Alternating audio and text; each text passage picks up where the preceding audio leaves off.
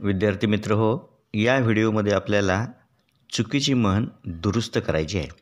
म्हणजे आपल्यासमोर एक म्हण येईल, त्यामध्ये एक किंवा दोन शब्द चुकीचे उच्चारले जातील, ते आपल्याला दुरुस्त करायचे आहेत. शक्यतो चुकीचे शब्द हे प्राणी आणि पक्षी यांची नावं असणार आहेत. एक, बैल गेला आणि शेपूट राहिले. बैल या शब्दाला अधोरेखित केलेला आहे.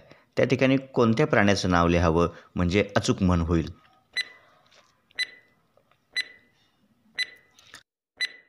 उत्तर आहे हत्ती. हत्ती गेला आणि शेपूट राहिले. 2, कावळा झाकला म्हणून दिवस उगवायचा राहत नाही.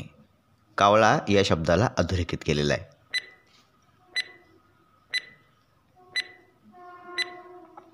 उत्तर आहे कोंबडा.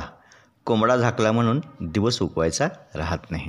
3, गाढवाला बसायला आणि फांदी मोडायला गाठ. यात गाढवाला या शब्दाला अधोरेखित केलेलं आहे.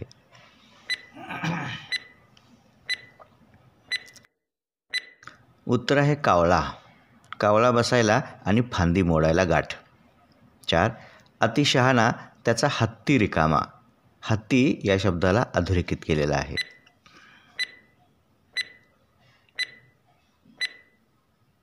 उत्तर आहे बैल. अतिशहाणा त्याचा बैल रिकामा.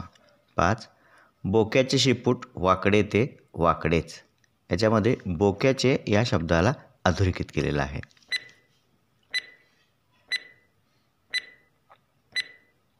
उत्तर आहे कुत्र्याचे. कुत्र्याचे शेपूट वाकडे ते वाकडेच. 6, शिंक्याचे तुटले कुत्र्याचे फावले. याच्यामध्ये कुत्र्याचे या शब्दाला अधोरेखित केलेला आहे.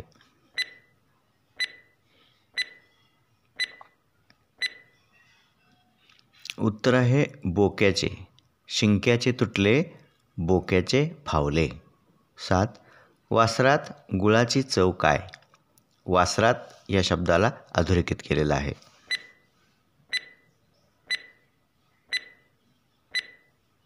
उत्तर आहे गाढवाला. गाढवाला गुळाची चव काय.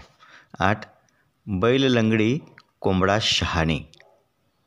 या म्हणीमध्ये बैल आणि कोंबडा या दोन्ही शब्दांना अधोरेखित केलेलं आहे.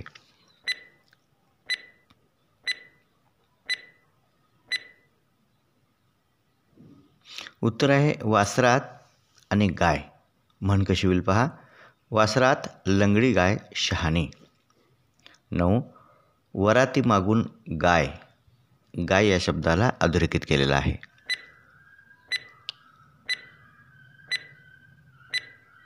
उत्तर आहे घोडे.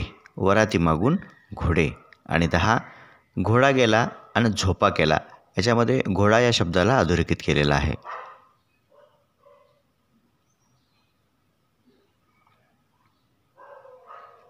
उत्तर आहे बैल. बैल गेला आणि झोपा केला.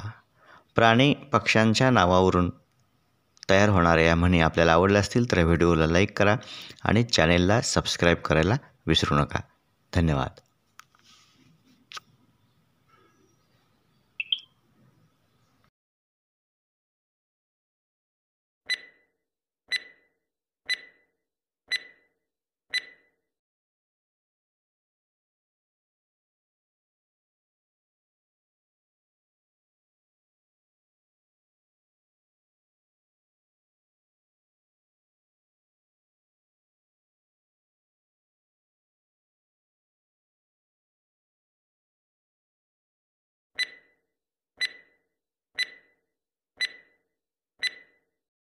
उत्तर आहे कारलं.